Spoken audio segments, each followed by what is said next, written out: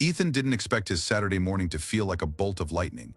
It started the same way it always did: an early alarm, a quick coffee, and 3 leashes in hand as Max, Luna, and Scout tugged him out the door toward their favorite park. He relished these quiet mornings, the routine anchoring him amidst the chaos of his demanding career. But today, as the golden light of dawn filtered through the autumn leaves, something shifted.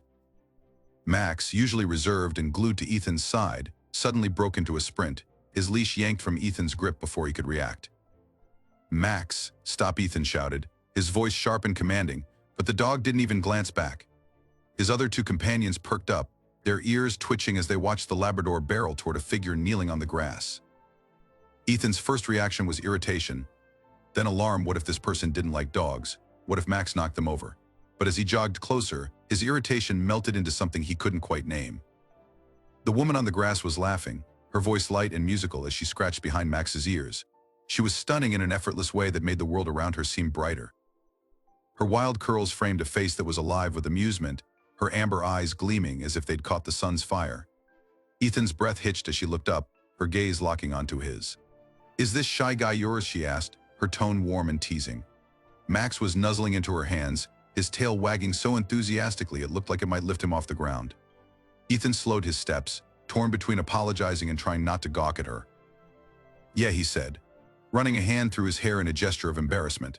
He's usually a bit more restrained. "I have no idea what's gotten into him. He has good taste." That's all she replied with a grin. Dogs just know.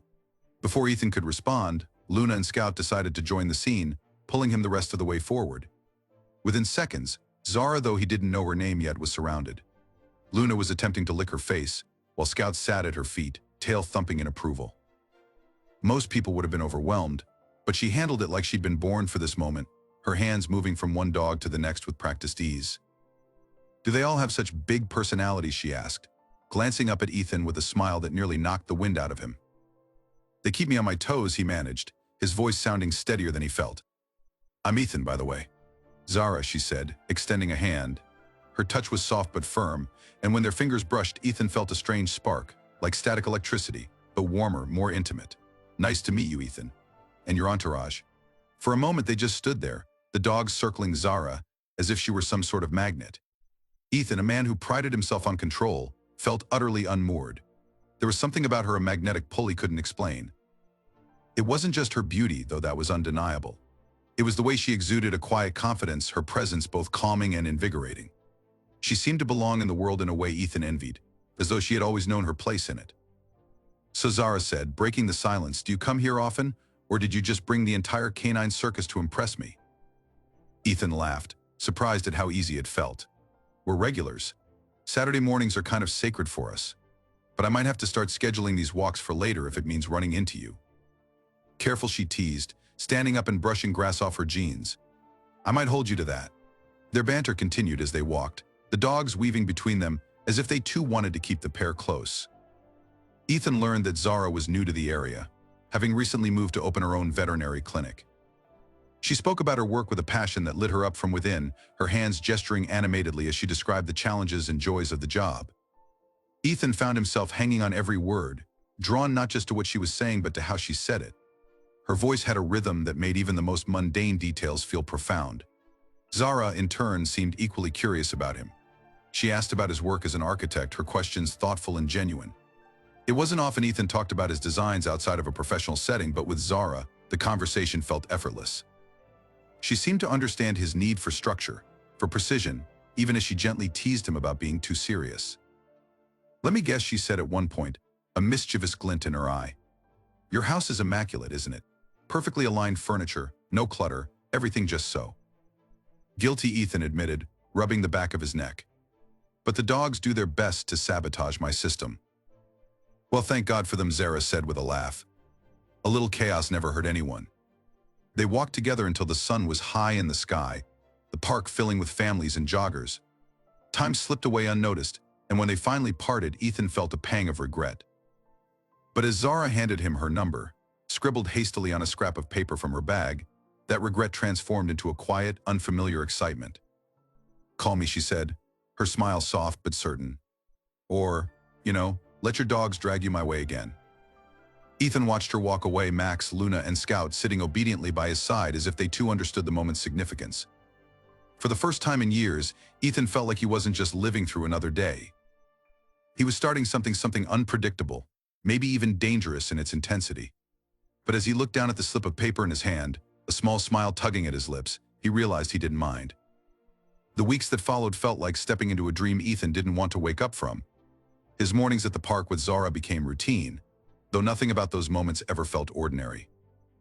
The way she effortlessly charmed his dogs, how her laughter seemed to ripple through the air like music, and the way she looked at him, her amber eyes warm and knowing it all wrapped around him like a spell. Ethan prided himself on being practical, grounded. But Zara brought something into his life he hadn't known. He was missing, a kind of unfiltered, wild joy. It wasn't just that she had a way with animals, though it was remarkable. It was deeper than that, something he couldn't quite explain. The dogs responded to her in ways he'd never seen before, as though they were old friends finally reunited. It started with Max, his shy Labrador who rarely warmed up to strangers. One evening, Zara stopped by Ethan's house for dinner, a bottle of wine tucked under her arm. The moment she stepped through the door, Max approached her with none of his usual hesitation. Ethan watched, stunned, as the dog pressed his head into her hand, his tail wagging in slow, deliberate strokes. "I think he likes you more than he likes me," Ethan joked, trying to mask his amazement. Zara grinned, kneeling to meet Max at eye level. "He just knows I'm a sucker for those puppy dog eyes. Don't be jealous, Ethan." But it wasn't just Max. Over the next few visits, Luna, his energetic husky, would sit calmly by Zara's side, resting her head in Zara's lap as if she'd never known a more peaceful place. Scout, the rowdy border collie who never sat still, would bring Zara his favorite toy and wait patiently for her to throw it, ignoring Ethan entirely. It was as though the dogs had declared Zara their favorite person, and Ethan couldn't blame them. What struck Ethan most wasn't just how Zara interacted with the dogs, but how they interacted with her. He caught her having conversations with them, real conversations, as though they could understand every word. And the strangest part? They acted like they did. Max would tilt his head at her questions, Luna would bark in response to her comments, and Scout would wag his tail furiously whenever she laughed. One night, as they lounged on Ethan's couch, wine glasses in hand and the dogs sprawled across the floor, Zara confessed something that had been lingering on her mind. "I've always felt like animals understand me better than people," she said softly, her fingers tracing the rim of her glass. "Even when I was a kid. It's not just about training or instincts, it's something else. Like they see right through me." Ethan looked at her, intrigued. "What do you mean?" "It's hard to explain," she said, her brow furrowing as she searched for the right words. "It's like they recognize me in a way people don't. Like we've met before, even though that's impossible." Ethan didn't know how to respond to that, so he didn't. He just listened as she spoke, her voice low and contemplative. "With your dog," she continued, her gaze dropping to Max, who was asleep at her feet, "I feel it more strongly than ever. It's like they've been waiting for me." Ethan chuckled, trying to lighten the mood.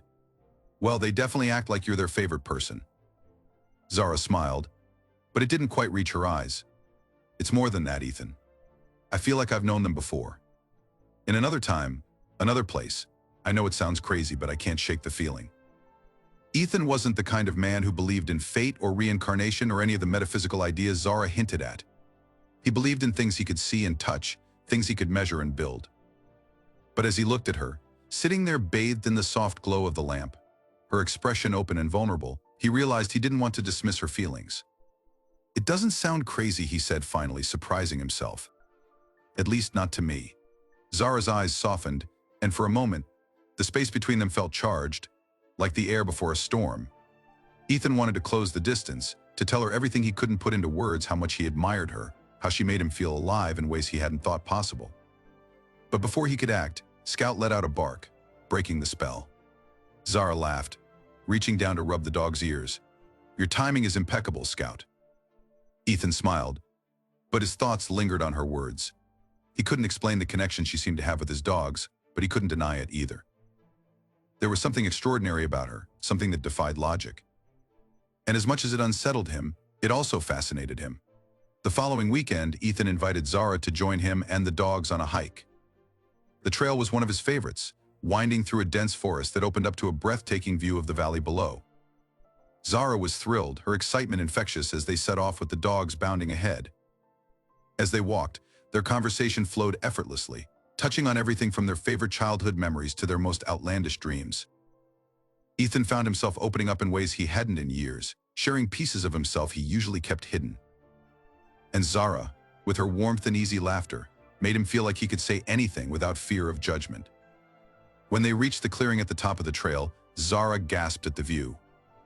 The sun was beginning to set, painting the sky in hues of orange and pink, the valley below awash in golden light. She turned to Ethan, her face alight with wonder. "This is incredible," she said, her voice barely above a whisper. Ethan watched her, his heart pounding. "Yeah," he said softly, though he wasn't looking at the view. "It is." Zara caught his gaze, and for a moment the world seemed to fall away. The dogs, the trees, even the setting sun, they all faded into the background, leaving only the two of them standing there, caught in a moment that felt both endless and fleeting. Ethan reached for her hand, his fingers brushing against hers.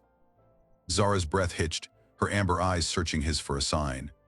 And then, as if drawn by an invisible force, they leaned into each other, their lips meeting in a kiss that was both tender and electric. The kiss deepened, the intensity of it taking them both by surprise. It wasn't just passion, it was a connection, a sense of belonging that neither of them had experienced before. When they finally pulled apart, their foreheads resting against each other, Zara let out a soft laugh, her cheeks flushed.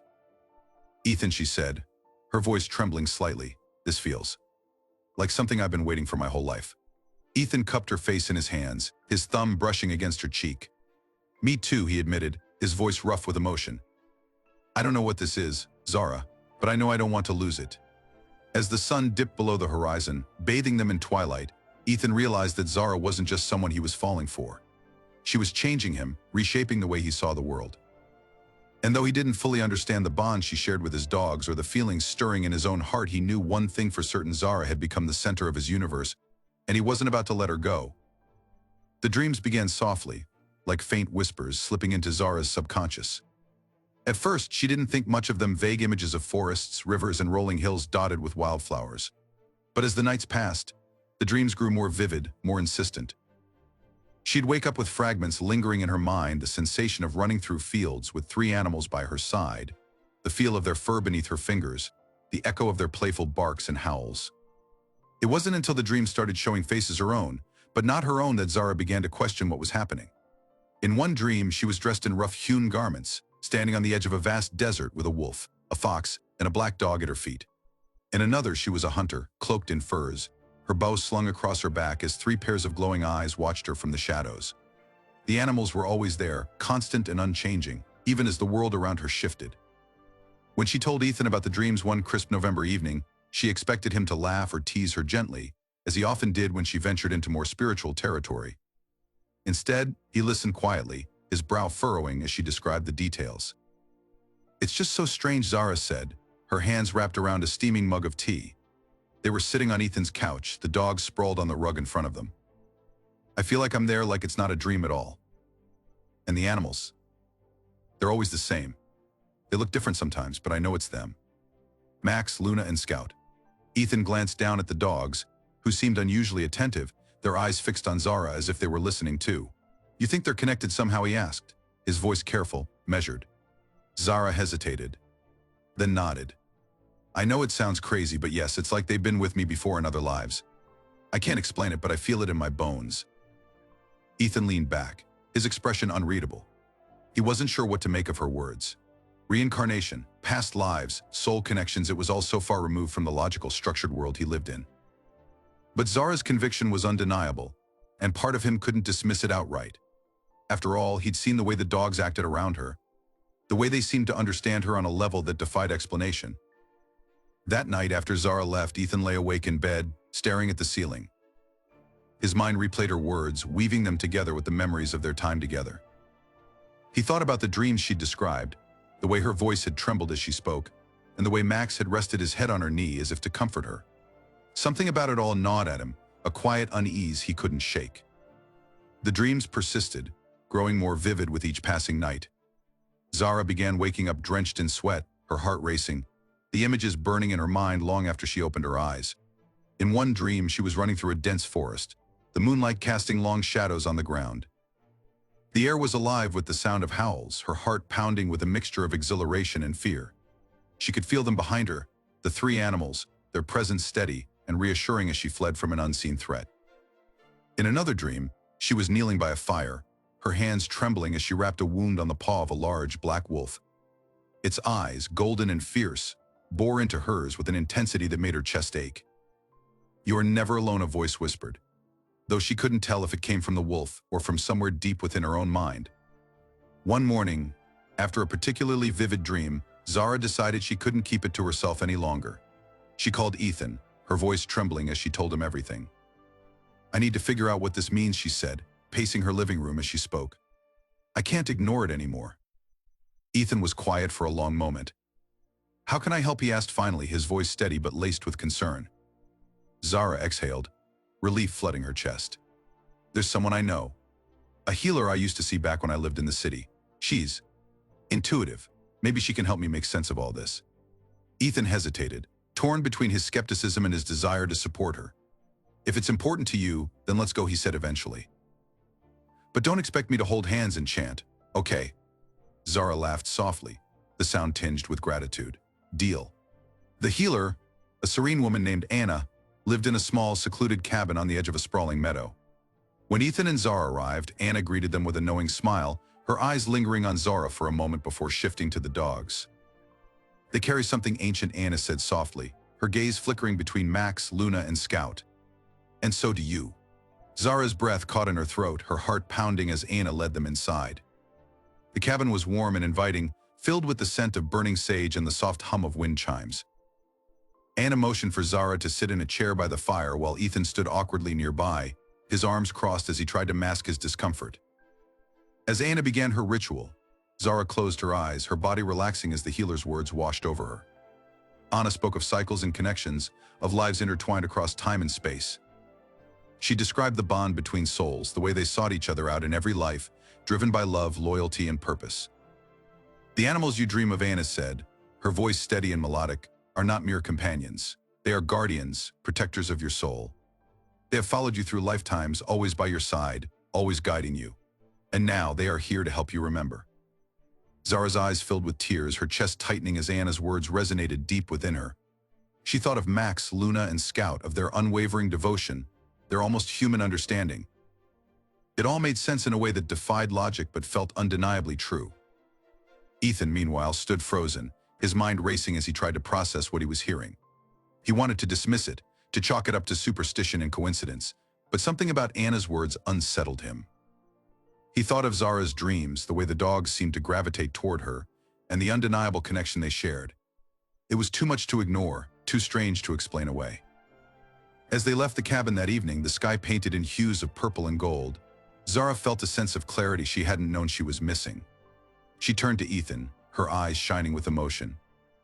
"I know it's hard to believe," she said softly, "but I feel like I'm finally starting to understand who I am, and why we're all here." Ethan reached for her hand, his grip firm and steady. "I don't know if I believe it," he admitted, his voice low, "but I believe in you." The words hung between them, a promise and a declaration. As they walked back to the car, the dogs trotting at their heels, Ethan couldn't shake the feeling that he was standing at the edge of something vast and uncharted. And though it terrified him, he knew there was no turning back. Not with Zara by his side. Not with the truth lingering just out of reach, waiting to be uncovered. Zara stood at the edge of the lake, the autumn wind teasing her curls and rippling the glassy surface of the water. Her hands trembled as she held the leash, Max sitting obediently at her side, his deep brown eyes locked on hers. Ethan was a few steps behind, watching her in silence. She'd been quieter than usual since their visit to Anna, the healer. It was as if she carried a secret too heavy to share, something that weighed on her even as she tried to appear her usual sunny self. Ethan hated seeing her like this, distant, uncertain. It wasn't like her. Zara had always been a force of nature, a whirlwind of energy and light that pulled everyone around her into her orbit. But now she seemed distracted, like she was caught between two worlds. He wanted to reach out, to draw her back to him, but something in her eyes stopped him. It wasn't fear or sadness. It was something deeper, something he couldn't quite name. "Talk to me," he said, finally breaking the silence. His voice was gentle but firm, the kind of tone that told Zara he wouldn't let her brush him off. Not this time. Zara turned to face him, her expression a mixture of guilt and determination. "I've been trying," she said softly. "I just don't know where to start." "Start anywhere," Ethan replied, stepping closer. Just let me in. She hesitated, her gaze flickering to the dogs Max, Luna, and Scout all sitting quietly, their eyes watching her as if they understood every word. Zara took a deep breath, clutching the leash tighter as she began to speak. Ever since the dreams started, I've felt like there's something I need to remember, she said, her voice trembling. Like a part of me has been hidden away, waiting for the right moment to surface. And now it's all coming back, piece by piece. Ethan frowned, his confusion evident. Coming back? Zara, what are you talking about? She glanced at the lake, as if searching its depths for courage. Anna was right, she said finally. About the dogs. About me. About everything. Ethan's heart sank. He'd wanted to believe that the healer's words had been little more than comforting nonsense, a way to help Zara make sense of her dreams. But now, hearing Zara speak with such conviction, he felt the ground shift beneath him. What does that even mean, he asked, his voice sharper than he intended. That they're… What? Spirits? Guardians? Zara nodded, tears glistening in her eyes. Yes, and not just in some abstract way, Ethan. They've been with me before in other lives. I see it in the dreams. I feel it. Ethan ran a hand through his hair, letting out a shaky breath. Zara, you're asking me to believe in something that doesn't make sense. That defies logic. I know, she said, her voice breaking. I know it sounds crazy, but it's real. I know it is. And I need you to trust me on this. Ethan wanted to argue, to point out all the reasons why what she was saying couldn't possibly be true. But the way she looked at him, desperate, vulnerable, and yet so sure of herself, stopped him. He had never seen her like this, so raw and open. What happens now, he asked, his voice soft. Zara hesitated, as if weighing her next words carefully. I think they're here for a reason. To guide me through something. To help me understand what I've forgotten. Ethan stepped closer, his hands resting gently on her shoulders. And what about me, he asked, his voice thick with emotion. Where do I fit into all of this? Zara's eyes filled with fresh tears as she reached up to touch his face, her fingers trembling. You're everything, Ethan, she whispered. You're the one thing that's always felt real. Even before all of this started, I knew you were different. Like we were meant to find each other. Ethan's chest tightened, her words cutting through the fog of his doubt. He wanted to believe her, wanted to hold on to the connection they shared. But the weight of her revelation pressed down on him, filling his mind with questions he didn't know how to answer. Before he could speak, a sharp bark shattered the tension. They both turned to see Scout standing at the edge of the lake, his ears perked and his tail wagging. He looked back at Zara, his eyes gleaming with a strange intensity, as if he were urging her to follow. Zara's breath caught in her throat. They know, she murmured. They're trying to show me, Ethan frowned. Show you what? I don't know, she admitted, her voice barely above a whisper. But I have to find out. Without waiting for a response, Zara let go of Max's leash and stepped toward Scout. The dog barked again, then took off along the shoreline, his movements fluid and purposeful. Luna and Max followed without hesitation, their tails high as they disappeared into the trees. Zara, wait, Ethan called. But she was already moving, her steps quick and determined. Cursing under his breath, he ran after her, his heart pounding as they plunged into the forest. The trail was uneven, the ground slick with fallen leaves, but Zara didn't slow down. She moved as if she were being pulled by an invisible thread, her breath coming in short, ragged bursts. Ethan struggled to keep up, his mind racing as he tried to make sense of what was happening. Finally, the trees gave way to a small clearing, the dogs standing in a tight circle around something half buried in the earth. Zara dropped to her knees, her hands trembling as she reached out to brush away the dirt. Ethan stepped closer, his heart hammering in his chest as he saw what she had uncovered. It was a pendant, tarnished with age but unmistakably intricate. The design was unlike anything Ethan had ever seen, three interwoven animals, their shapes forming a perfect circle. Zara held it in her hands, her fingers tracing the delicate lines as tears streamed down her face. This, she whispered, her voice shaking. I've seen this before. In the dreams. Ethan knelt beside her, his gaze fixed on the pendant. What does it mean? Zara shook her head, her expression a mixture of wonder and fear. I don't know. But it's a sign. It has to be. Ethan stared at her, his mind spinning. He wanted to tell her that it was just a coincidence, that there was no deeper meaning behind the pendant or the dreams. But something about the moment, the way the dogs stood silently, their eyes fixed on Zara, the way the pendant seemed to hum with energy in her hands, made him pause. Zara, he said softly, reaching out to take her hand. Whatever this is, whatever it means. I'm with you. We'll figure it out together. She looked at him, her eyes shining with gratitude and something else, something deeper, more profound. "You mean that?" she asked, her voice barely audible. Ethan nodded, his grip on her hand tightening. "I mean it." As they sat there in the clearing, the sun dipping below the horizon and casting the world in shades of gold and purple, Ethan felt something shift inside him. He didn't understand what was happening, didn't know if he ever truly would. But for Zara, for the woman who had turned his carefully ordered world upside down, he was willing to try. And as the first stars began to appear in the darkening sky, Ethan realized that maybe, just maybe, there was more to the world than logic and reason. Maybe some things were meant to be felt, not understood. And maybe, just maybe, Zara was right, they weren't alone. Not now, not ever. Ethan stared at the road ahead as he drove, the silence in the car heavy despite the soft hum of the engine. Max, Luna, and Scout were sprawled in the back seat, their calm presence only deepening the storm in his mind. The past few days had been a blur of confusion and self-doubt. Zara's words echoed in his head like a haunting melody. "I need you to trust me. I need you to believe in this." He gripped the steering wheel tighter, his knuckles whitening. He wanted to God, but the weight of his own disbelief pressed against him like a wall he couldn't scale. His logical mind screamed at him to dismiss it all. Reincarnated souls? Guardians from another life? It sounded like something out of a fantasy novel, not the life he'd built with careful precision. And yet, every time he looked at Zara, he saw the truth in her eyes, raw and undeniable. She wasn't asking him to believe in magic for the sake of it. She was asking him to believe in her, in the bond they shared, and in the deeper connection she had with the three dogs who had unknowingly tied their lives together. The car came to a stop outside Zara's house. Ethan sat there for a moment, staring at the faint glow of her living room lights. He could see her silhouette through the window, pacing back and forth.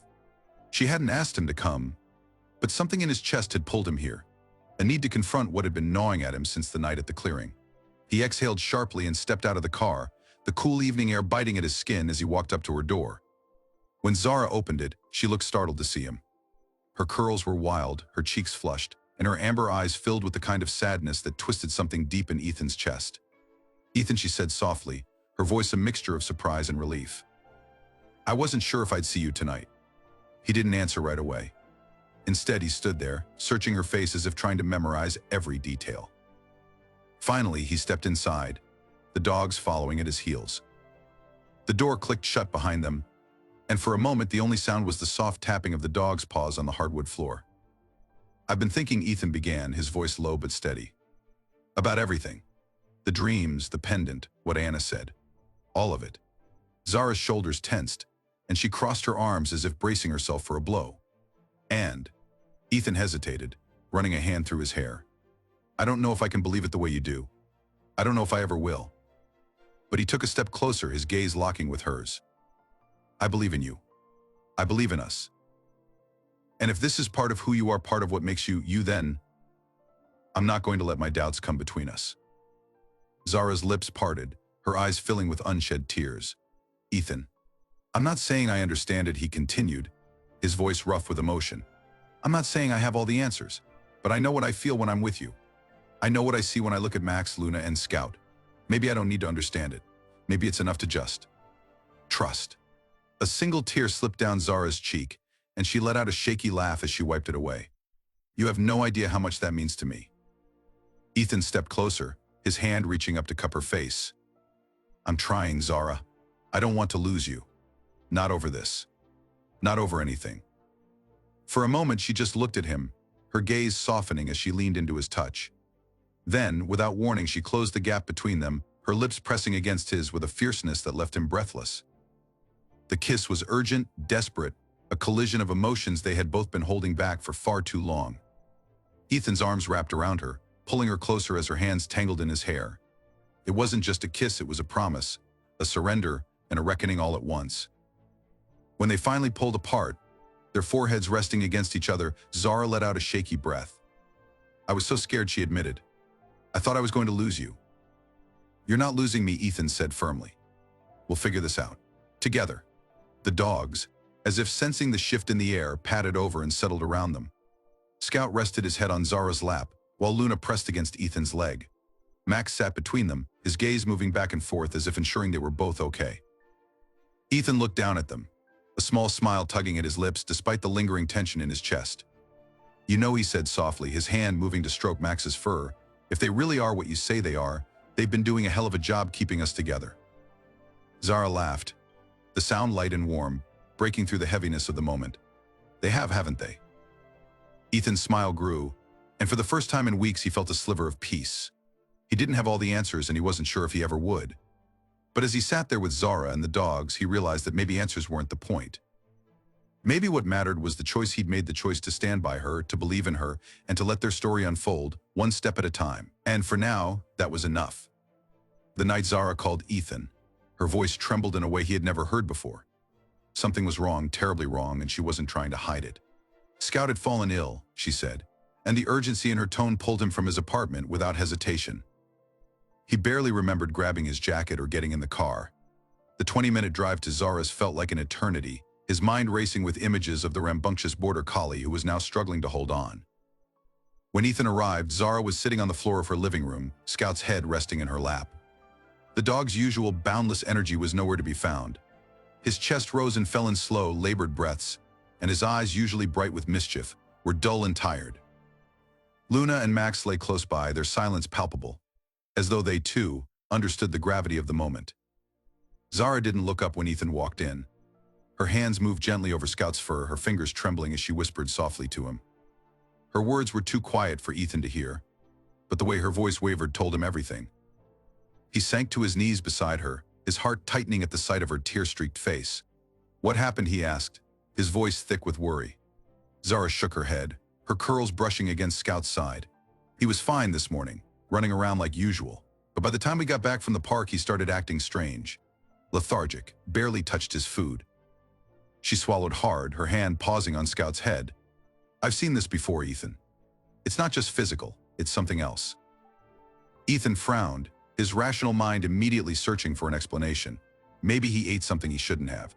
Or it's a virus, something treatable. "Did you call the vet?" "I am the vet," Zara snapped, her frustration breaking through her grief. She closed her eyes, taking a shaky breath before continuing. "This isn't just a sickness, Ethan. I feel it. Something's happening, and it's bigger than what I can fix with medicine." Ethan wanted to argue, to push back against the idea that Scout's condition was tied to something beyond the physical. But seeing the raw pain in Zara's eyes, the conviction that came from a place deeper than logic, stopped him. Instead, he reached out, his hand covering hers where it rested on Scout's fur. "What do you need me to do?" he asked quietly. Zara opened her eyes, her gaze meeting his. For a moment she looked unsure, vulnerable in a way Ethan rarely saw. But then her expression hardened, resolve replacing doubt. "I need to go back to Anna," she said. "She might know what's happening. And if she doesn't, I don't know who else can help." Ethan nodded, his grip on her hand tightening. "Then we go." The drive to Anna's cabin was tense, the silence in the car broken only by Scout's occasional whines from the back seat. Zara sat with him, her hand resting gently on his side, her other hand clutching the pendant they had found weeks ago. Ethan stole glances at her as he drove, the dim light from the dashboard highlighting the determined set of her jaw and the fear lurking just beneath it. When they arrived, Anna was already waiting for them on the porch, as though she had known they were coming. Her calm demeanor did little to soothe Ethan's nerves, but Zara seemed to draw strength from it. Without a word, Anna led them inside, her eyes briefly resting on Scout before flicking to Zara. "You've felt it, haven't you?" Anna asked, her voice soft but unwavering. Zara nodded, her grip tightening on the pendant. "It's like he's fading. And it's not just him, it's all of them, Max and Luna too. I don't know what's happening, but I can't lose them, Anna. I can't." Anna studied Zara for a moment before motioning for her to sit. Ethan hovered nearby, feeling out of place but unwilling to leave Zara's side. Anna knelt beside Scout, her hands moving over him with a gentleness that surprised Ethan. The healer's expression was unreadable, her brow furrowing as she closed her eyes and took a deep breath. "They're connected to you," Anna said finally, her voice low. "They always have been. But now, something is pulling them back to where they came from." Zara's breath hitched, her hands gripping the edge of the chair she sat in. "What do you mean? Pulling them back where?" "To the place they've been before," Anna replied. "The place where they waited for you between lives. Their time here is tied to your journey, Zara. If they're fading, it means something in your path has gone unanswered." Ethan took a step forward, his frustration bubbling to the surface. "What does that even mean? How are we supposed to fix something we don't understand?" Anna turned to him, her gaze steady. "Sometimes understanding isn't the answer. Sometimes the only way forward is faith." Ethan opened his mouth to argue, but the words died on his tongue. Faith. It was such a foreign concept to him, a man who had always relied on evidence and reason. But as he looked at Zara, the desperation in her eyes, he realized that maybe faith wasn't about answers. Maybe it was about trust. What do we need to do? Zara asked, her voice trembling. Anna placed a hand on Zara's shoulder. You need to show them that their journey with you isn't over, that you still need them, and that you're ready to take the next step, whatever that may be. That night, back at Zara's house, Ethan stayed by her side as they sat on the floor with Scout, Max, and Luna. The pendant lay between them, its intricate design catching the faint light of the lamp. Zara's hands trembled as she held Scout's paw, her tears falling freely now. I can't lose you, she whispered, her voice breaking. Not now, not ever. Ethan reached out, his hand resting on her shoulder. You won't, he said softly. We won't.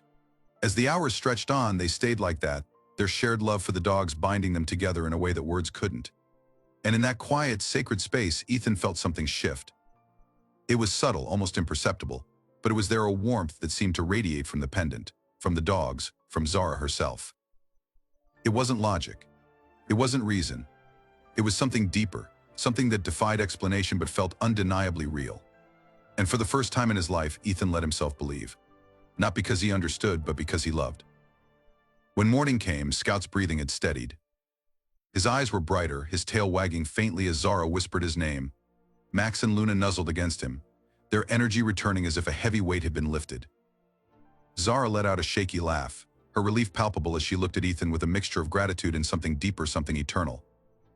You did it, Ethan said, his voice barely above a whisper. Zara shook her head, tears streaming down her face. We did it. Ethan leaned forward, pressing his forehead against hers. I'm with you, he said, his voice steady. Wherever this takes us, I'm with you. Zara smiled through her tears, her hand reaching up to cup his face.